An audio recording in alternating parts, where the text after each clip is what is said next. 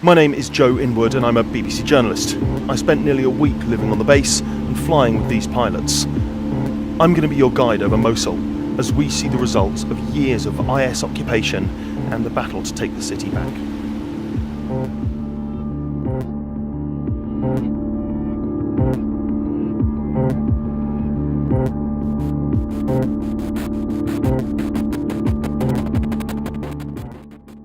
The time that I actually really put it to good use was doing a thing over Mosul, the Iraqi city.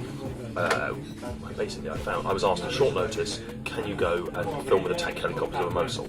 And I'd had it in my mind that 360 was something I'd like to experiment with, and I thought, hang on a second, that sounds like it might be interesting. On an attack helicopter. And so I went and got a sort of big clamp thing, went and bought myself just a commercial 360 thing, a 300 quid Gear VR. So I tested it out. I was there for 6 days. My primary deployment was making something for the 10 o'clock news. So I did some 10 o'clock news Centre Day programme, something, made a digital piece, did lots of other stuff. And it was basically an afterthought. What I then thought is, how can I add 360 into this workflow? How can we make it work? When should you do it and when shouldn't you do it? And I think that's one of the things that we found is there are lots of times actually when 360 isn't appropriate at all. For me, what that kind of piece kind of absolutely demonstrates more than anything is it's all about location. That was it. This is the crucial thing. I remember when we first started talking about 360, they were like, oh, you're going to the press conference, can you take a 360 camera? No, of course, when you retrospect, that's a really stupid thing to do. You have to be thinking about a location primarily, where the place is the star of the story rather than a person or a press statement. And there's somewhere that you can put the audience that they would never go themselves. And God, an attack helicopter or Mosul, that's like number one place you'd never get to go yourself.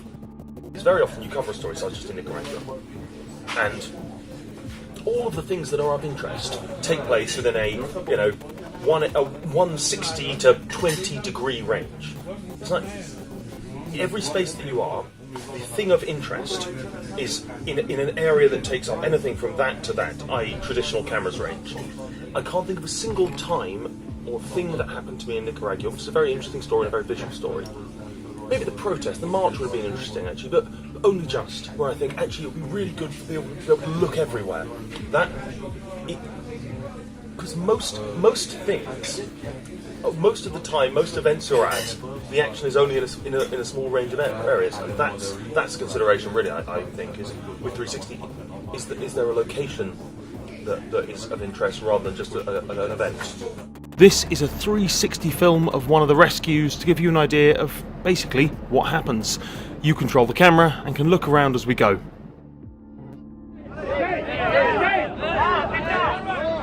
Eventually the boat comes alongside. If you look down now, you can see it. This is one of the big wooden types. They often have 2 decks and can carry hundreds of people.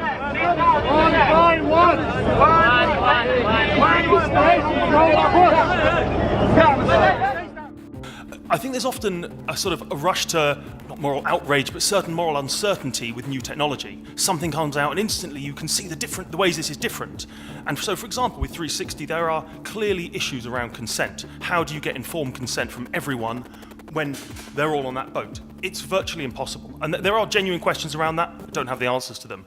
But what you can see here, up here, are 2 shots of the same event, one taken. The one on the left, that was a fixed point 360 camera, and the one on the right was from the big camera on my shoulder. And I think people forget, in thinking about how 360 is more invasive in some ways, they forget that in other ways it's far less invasive. So actually, whilst yes, you do see everything around you, you don't see the whites of people's eyes. I've always found this slightly odd. People think it's really invasive. And yeah, if you stick it somewhere invasive. But no, I can give me my traditional camera and I can, not that I would do, but I could be far more invasive of your personal space. Because I can show people exactly what's going on in your eyes. And I would argue that's a far more invasive thing. You stick a 400mm telephoto lens on the front of your camera, you can get some really quite interesting, exploitative, intimate images, far more so than you do from a camera which is essentially a couple of super wide-angle lenses or 6 super wide-angle lenses bolted together. You know, you can stick one here, and my face would be in the distance.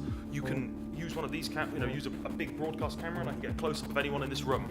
It's actually much easier to get an exploitative image with a traditional media. The 360 is always on a super wide. You're always pulled out. You're always just looking around. And most of the time, that is the best way to tell a story. If you're talking about someone who's gone through something amazingly traumatic, actually, you don't want to see this bit, let alone this bit. You want to see this bit. And actually, you know, if you really know the old cliche, the eyes are the window to the soul, but you can't show the whites of someone's eyes in 360. You only can in traditional storytelling, traditional video. Everything's in. I mean, in that sense, it has an honesty to it. And yeah, I mean, you know, there are definitely arguments about it being more invasive, but I don't think it is entirely. But yeah, that's basically the only decision you have is where do you stick the camera. There is no, you know, do I pick that shot or the other shot, which has a virtue to it, I guess. The 360 I showed the first clip of, which is, you know, immersive 360 on a migrant boat, and you see people there, and they are telling the most appalling stories. You know, there are people with marks of torture on their back, and it's really terrible things. And we had to switch comments off because it certainly didn't seem, from what people were saying underneath, that it was engendering empathy, which is a sad thing to have to admit. There was a lot of very, very hateful stuff being said by people because they didn't like the idea that people were, you know, being rescued from whatever it was. There was a lot of hatred around. I don't think anything.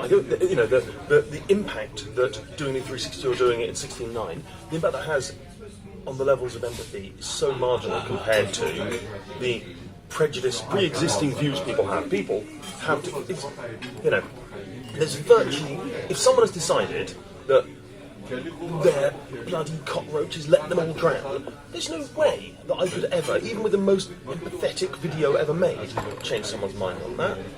If someone's mind's made up, their mind's made up. I think, you know, that you could make an argument about marginal differences in empathy generation made by 16:9 or 360, but it's marginal in the context of the other influences on people's views. The factors that affect whether people, I mean, this is only speculation, I'm not researching into this, obviously, this is just what I would reckon, so what use that is.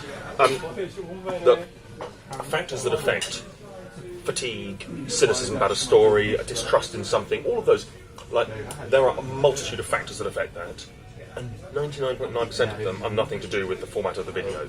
It's entirely to do with the amount of stories being covered, what people's pre-existing feelings are, you know, the global narratives about stuff, big meta issues. The fact that it's a 360 or a 16:9 video, that's like 0.1% of the impact would be, obviously, a stupid statistic to make up, but you know.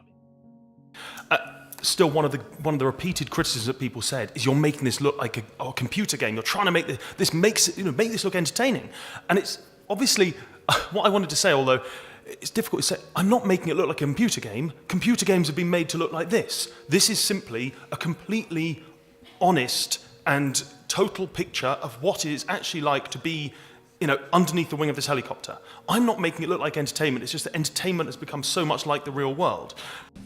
VR is a huge investment. There is no, let's just knock off a quick VR.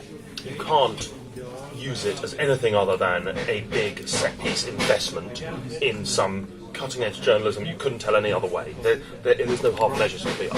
360, which is the reason I do it, I'm a quick in-and-out deployment type.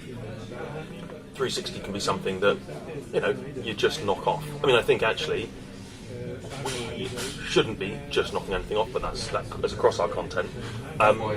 With 360, you can do it fast. You can do fast generate the news. I think, in a way, VR these can only be features or news features, whereas you can do turn up at a scene, quick 360, get it up. That's conceivable. That's possible. I think that's the crucial difference.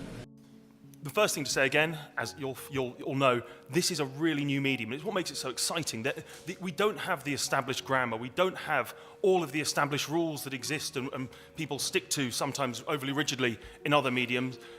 There's an evolving language, and that's why this is so exciting, but also why these conversations need to be had.